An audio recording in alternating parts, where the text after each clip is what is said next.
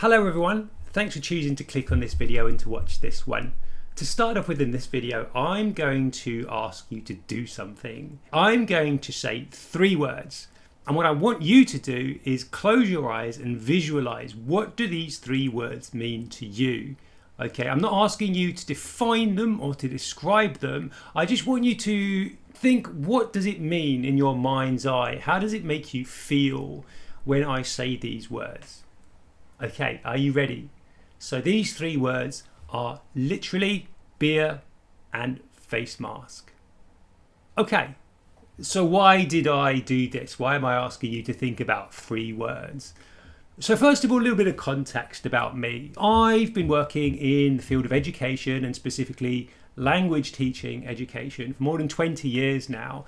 I love language. I love working with language. Language fascinates me because it's the way that we interpret and perceive the world. Language plays a central role in our lives. I'm sure you agree with this, right?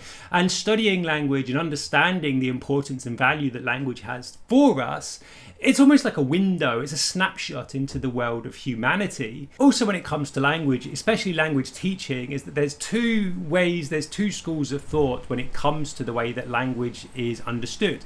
There's prescriptive and there's descriptive. Now, prescriptive is about looking at language in a kind of a fixed way, and that the way that you teach language is all about rules and making sure that people understand what those rules are and that they're meeting those rules. You're very much focusing on accuracy, you're very much focusing on language as being according to these ideas, these fixed ideas that are quite historical oftentimes, and that's what people should aspire to when it comes to using a language. On the other hand, descriptive is more about looking at the way language is used, looking at the way that it's coming into contact with the real world and how people are actually thinking about and using these words. Now, one of the words that I asked you to think about was the word literally, which is probably quite a difficult one to visualize in your head, but I thought was quite a good example of this. Now, literally means something quite different to how it was initially intended to mean. It doesn't just mean real and in a non-hypothetical way, but it just means to make something bigger or stronger. So I could literally have 1,000 million friends. Doesn't mean that I actually have that many. It's just a way to make what I'm saying a bit more extreme and to add colour to what I'm saying. Now, I'm a descriptivist at heart, so maybe I'm not a massive fan of some of the changes that take place. I'm still going to get a bit of a neurotic twitch when somebody uses less rather than fewer. But I have to suck it up, because what's important for me isn't so much the rules and looking at language as this fixed entity, but it's fluid, it changes. And this is why I love language so much, because the way that language changes often reflects the mentality and the psychology of the people around them. Language isn't a fixed thing that restricts and limits the way that we speak and think. No, it's a fluid means of expression that helps us talk about our stories and give words to our experiences. And through that, language has a certain degree of power that we should absolutely help people to understand and use in a very effective and powerful way. Another reason why I love language is because it is so powerful, it is so potent. Think of the word beer. In my head, it conjures up not just the taste and the flavour of the kind of the bitter, sometimes sweet and refreshing brew, but also it taps into memories of socializing and sitting by the Mekong River with my girlfriend, drinking a beer lao and watching the sun goes down, and the sense of contentment and peace that I feel. But also tied with that, there's also the images of violent people going through town on a beer-fueled rampage, causing mayhem and destruction in their wake. So beer, it taps into this positive part of my brain, but also there's some negative things in there as well. And your experiences are probably going to be quite different. I don't think you've all sat by the Mekong River with my girlfriend drinking a beer lao, watching the sun go down. You've probably got very different connections to that particular word. Maybe some of you see beer and alcohol as something that goes against your religion, so it ties into that. So there's some cultural understanding of what this word means. Maybe some of you really like beer, and so you only have positive relationships with this word. But that being said, we all understand what beer means. There is a very clear understanding, a very clear definition of what that is. So everybody with these very different understandings of beer, very different resonances, very different emotional connections to that word, we all understand what it is as a concept. We understand the meaning, we understand the definition, but there's a different way that we approach this word. We have a different emotional resonance when we hear it.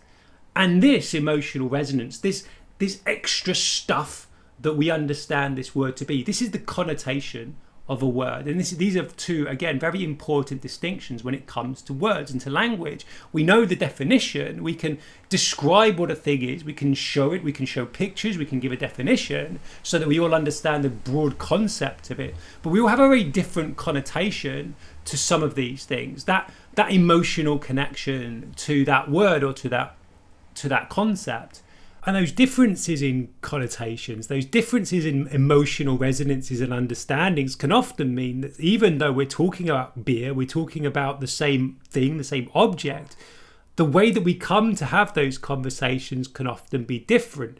If you ask somebody out to go for a beer, that might not land so well with certain people for whom drinking beer is seen as sinful. And that brings me to face mask, which I guess I kind of cheated on because it's not one word, it's more of a compound noun, two words together that make one word. And face mask is very much got a very clear connotation to some people. The word face mask isn't just about the object itself, the thing that covers your face to protect yourself or other people from germs and viruses and spreading illnesses. It took on, or even has taken on, a very different kind of iconic meaning where it taps into things like free speech and whether or not the government should have the power to oblige you to do certain things or not. For some people it means whether or not somebody is willing to put their own mild comfort ahead of the safety of other people. There's a real emotional connection to just some very simple, very cheap kind of object. And so it's quite interesting how the word face mask, the compound noun that is face mask, took on this whole political context when it's just an object. And that brings me to the main topic of today's video after this very long introduction, because I really needed to establish some of these concepts that I wanted to explore through the rest of this video. It is a word that has a very strong connotation between so many groups of people. It's almost impossible to look at this word without it triggering some kind of emotional response. It's a word that carries such a political weight and message these days that it's an impossibility for us to ignore it. It is, of course, the word transphobia. Yeah, I'm taking this one on today. So why the word transphobia? And I decided to make this video for a couple of reasons. First of all, because I wanted to create a video where I'm very much within my zone of expertise. As I've said, 20 years working in this field and industry, I think I know a bit about language and about how we learn and how we process that to talk about this with a certain degree of expertise. But also it's really interesting seeing discussions in the comment section, and I say it's interesting quite a lot because I find quite a lot of things about language very interesting. It's almost like people are talking two different languages when it comes to the word transphobia. So why have we got these two different camps as to how we're viewing this one word? There is a clear definition, and you can find the definition from dictionaries to articles to other places where it should be quite clear what transphobia means. But for quite a lot of people, it doesn't really seem to mean the same thing. And it all comes down to that connotation. It all comes down to what we perceive, not just transphobia to mean, but how the other person is using it and what it's being used for. Now, what I've seen in the comment section of my videos and elsewhere is that transphobia seems to be viewed as a kind of a weapon by certain people. There's this idea that by being labelled a transphobe, it's a way of trying to silence people. It's a way of trying to maybe victimize or put down another person. And I see this in several places. And I think that's quite interesting because some people have clearly got a sense that being labelled they understand that being labelled a transphobe is bad, but not bad in the sense that it's because of what they're saying or what they're doing, but because of something that us trans folk are trying to do by making that label. We're calling people transphobes because we want to get rid of them. We want to eradicate these transphobes from the face of the earth. Now, to a certain extent, they're probably correct. Obviously, as a trans person, I would prefer there not to be transphobic people in the world. That being said, transphobia exists. There is no denying that. I think that by labeling people as transphobic, just as a means to silence them, it's not a realistic outcome. I don't think that by calling somebody transphobic, they're necessarily going to go away. I don't think by calling somebody transphobic, they're necessarily going to be cancelled or something horrible will happen to them. I'd rather it didn't, actually. I don't want anything bad to happen to anybody, to be honest. So what do I mean when I say that somebody is demonstrating transphobic behaviour and language? Well, there was this wonderful Twitter conversation that I would love to link to, but I can't find it because I found it through Reddit, and the Reddit post has been paused for moderation and it's been held up and I can't see the actual points that this person made, but it came from this tweet that J.K. Rowling made about not wanting to be silenced just because she's being labelled as a transphobe. And the point this person made, and I thought they put it really well, was that we're labelling transphobia, we're not necessarily talking to that one individual. I mean, we are, but we're not just talking to them. We're talking to a wider audience, because what we need to do is to label and identify what transphobic acts actually are. And this is really important because even though, as I said, there are articles, there are definitions, there are things in black and white that you could go and wait and read and find out about to see what that is. But these can be quite abstract. These can be quite more boring. Who's going to go away and read like a 50-page article, an academic article, just to find out what transphobia means?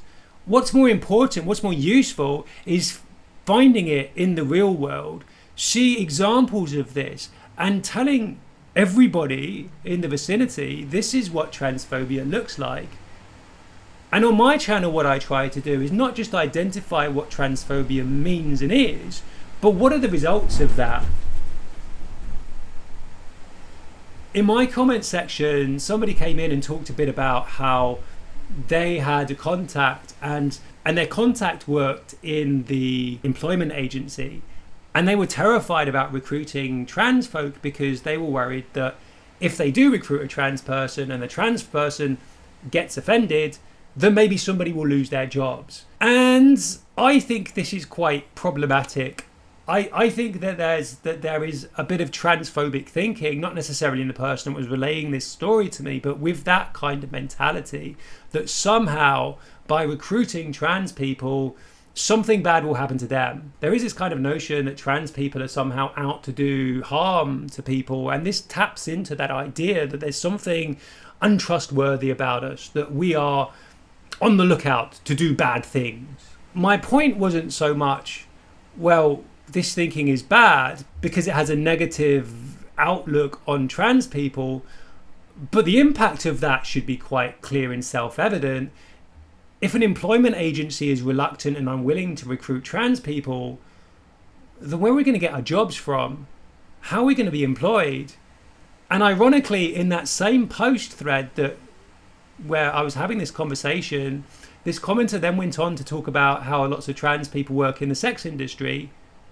Well, obviously they will. If they can't get employment through your friends and contacts in the employment agency, we still need to eat. So what are we going to do about that?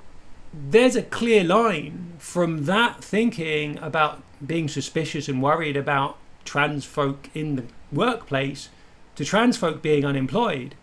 It's a really destructive thought and idea. But that being said, I don't necessarily want people to go away thinking, well, let's cancel these employment agency folk. No, it's more of a question of, well, can you acknowledge that there's something wrong with that line of thinking? So anyway, where you've got these two camps of people who've got very different outlooks and understandings of what the word transphobe means or transphobia means, how do we arrive at these differences of opinion? Well, I've already kind of hinted at one of those ways. It's through being exposed to certain ideas. It's being exposed to certain understandings and truths about what a certain thing means. You don't necessarily need to experience this directly yourself. We often look at other people's experiences and we listen to their stories and we listen to what they have to say as a way of learning for ourselves. So all it takes is a couple of learnings and understandings, especially, as I say, from people that you see as being important to you, for you to then take on those values. It's in-group, out-group effect, which I talk about in another video. I can talk about things from my experience, and I can hope that this is going to be something that will help you understand where we're coming from a bit better. But I'm not sure the extent to which that has an impact, because at the end of the day, my importance in your life is quite minimal, I expect. I mean, you live all over the world. You've seen me maybe once. So how am I going to have that same level of resonance and impact? And the same is said for when we're spoken about in articles and in the media. You see all sorts of famous people coming in to weigh in and talk about us trans folk in the news, in conversations, in opinion pieces. Very important people have things to say about us. Politicians, billionaires, social magnates, they all have ideas about us. But then when you actually speak to a trans person, we don't have that same level of power. We don't have that same strength of voice. I mean, look at the different numbers of followers that a well-known transphobe has versus some famous trans activists, or apparently famous trans activists anyway. It's almost incomparable. So we don't carry that same potency of message. It makes it very difficult for people outside of our experience to really understand or even empathize with what we have to say. It's very easy for people to just dismiss us because, of course, we're biased because we're transgender. So therefore, how can we trust what they have to say? And there's actual research to back this up, that trans women in particular seem to be particularly seen as deceptive and untrustworthy when compared to basically everybody else. So that brings me to my next point. How can we come to a point where we can understand each other better? And I think one thing's very clear, and that is that the transgender conversation, if you want to call it that, it's very young, it's very new.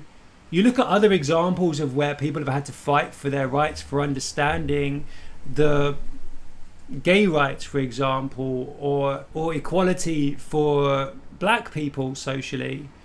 These are really long conversations that went on for decades. And I don't think we're that far along when it comes to transgender rights in this conversation. It's very immature, and I use the word immature here to talk about the age of this debate and how long it's been going on for. It's a very immature conversation, and that makes it difficult for both sides, because I'm using the word sides here because we are very much at odds with each other, to have these conversations. First of all, as I've said in this video, we're using two very different understandings of what transphobia means. And first of all, we really do need to figure out what that is. And that's why labeling these behaviors, talking about J.K. Rowling and saying that she's a transphobe is so important, because it means that we can identify these things and we can say, look, this is the baseline of what transphobia is. This is what the outcome of that line of thinking means. So can we at least start off at that point and say, this is the start point, this is the foundation, and then we can build on that as we go on through the conversation. Yes, it might mean that some individuals are going to have to be labelled as transphobic, but that's how it is. Socially, we need those identifiers so that we can point to them and say, this is an example of what's bad. And then we can talk about why these things are bad, and hopefully we can move on and we can change the way that we behave. But there's one thing that I've noticed in my comment section that gives me quite a lot of concern, probably the biggest concern more than anything else. And it feels very much like we're not being listened to, we're not being talked to. And in an upcoming video, I'm going to identify exactly what I mean. But I feel a lot of the time in my comments, I'll ask a question or I'll say something, and it's like people are talking to somebody else entirely. They've completely ignored my question or my point, and they're responding to a point that they want to respond to. And that's a problem, because if we're not having a proper conversation, then what are we even doing here? And I know that it's really difficult, and I know that it's going to take time and patience, and not everybody wants to engage in long-term conversations. It's exhausting. It's tiring. You look at J.K. Rowling's Twitter thread, as I did about 10 minutes ago, and you just wonder, like, how are we going to get to a point where these people can understand us more? That's a lot of people. It's a flood. In my comment section, it's the same. It feels overwhelming. But I'm sure that gay people felt equally overwhelmed in the 1970s and 1980s. But we got somewhere. I'm sure black people felt equally overwhelmed when they were fighting for equality and understanding. So I have hope, but I don't know if I have the energy for it, to be honest. We'll see. Anyway, I just wanted to put that out there. I wanted to, again, just to start that conversation. I might need to go back and re-record some of this because I'm not sure how coherent this is, but we'll see. So yeah, as I said, I wanted to make this video because a few weeks ago, somebody told me quite directly that I didn't know what I was talking about and that I should just shut up, basically. And that triggered a thought that, yeah, maybe I should talk a bit more about the things that I'm expert in. And this is something that I'm an expert in: language and understanding language and how we learn and interpret language. So I was really happy to make this video, and I hope that you found it interesting. I hope you have a great week and take care. If you liked this, please do say that you liked it, comment below, and I hope that you subscribe as well. It means so much to me. Thank you very much. Goodbye.